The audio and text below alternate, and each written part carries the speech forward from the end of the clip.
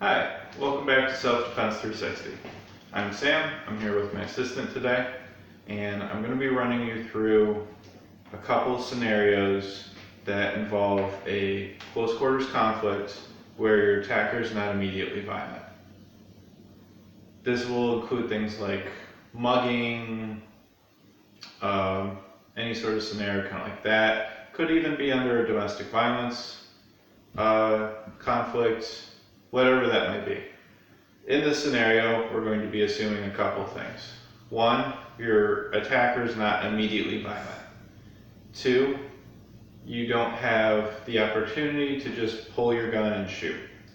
That's a common trope among gun people, and it's not always realistic.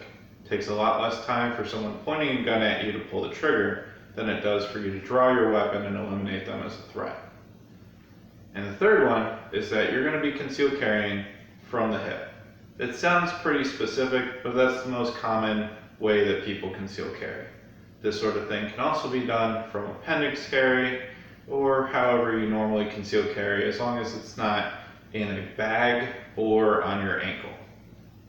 So without further ado, let's get to it.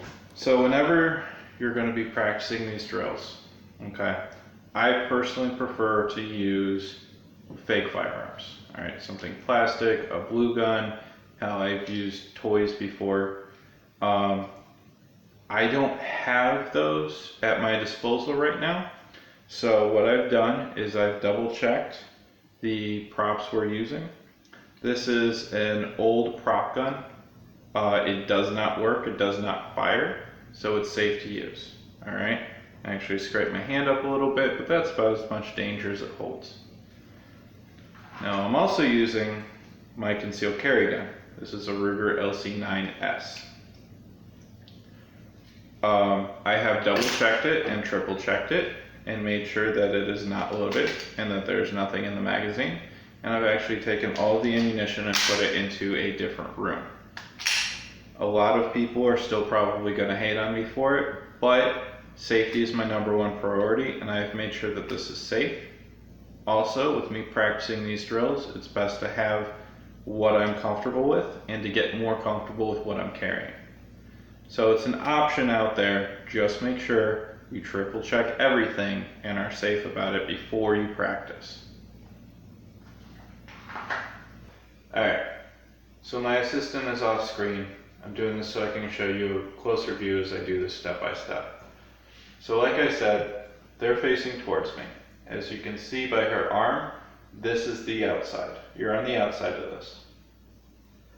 What I want to do is move and move her at the same time. So without the wallet, without the distraction, the simple version is I'll be here in my surrender posture. I will shift my weight as I grab her hand. Alright? As I do that, I like to push them away so that they are off balance. Alright? To show you that from the other side, I'll have her switch hands. Okay? Now, surrender posture, shift and push. Now I like to push and I pull. Alright? See how she's now off balance? That way, if she tries to regain control in any way, I can just shift more and move her as I come around. Alright? I am maintaining control over her balance so that I have an opportunity to reach my weapon. So before we do this drill, there's a couple of things I need to show you. First one is how to draw your gun with one hand. In most scenarios, people draw the gun using two hands. One to clear the obstruction like your shirt, and the other one to draw your gun. Now, in this scenario, one of your hands is going to be occupied, right? It's going to be creating space, blocking, whatever you need it to be doing. So you need to draw with one hand. To do that, you're going to do the same thing, just in more steps. So you're going to grab the bottom of your shirt, top, jacket, whatever's obstructing your gun, concealing it. You're going to pull up, and then you're going to slide down onto your gun.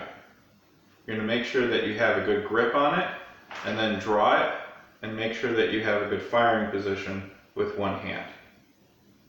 When you draw your weapon, you want to make sure that you are not in the line of your own fire.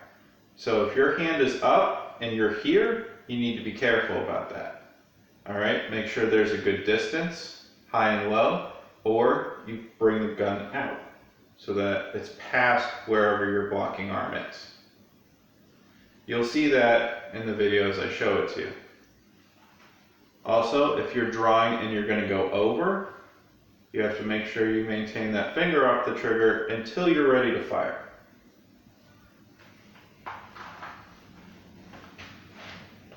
Next thing I want to show you is footwork. There's a couple different ways that I'm going to show you. The main one is simply going to be stepping out of the way and pushing. So if someone is facing towards you, they have a gun or other weapon outreached, what you need to do is get out of the line of that fire. As I showed you in my video of how to defend yourself against the Facebook killer, it's also a gun disarm video. The main thing to do is to not get shot. Way to do that, get out of the line of fire. So what you're going to do is, as they're facing you, when you go to push their weapon out of the way, try to control that hand, you're also going to turn. You're going to turn by taking whatever foot is on the outside of their weapon and just stepping back and turning your body. At the same time, you're just going to push it out of the way. I prefer to grab the hand, grab the wrist, grab the weapon, whatever it may be. You will probably get injured, but it's better than dying. Alright, so we're going to try to do this live speed from both directions. Alright, ready? Alright, just relax. Alright, here, just take my wallet.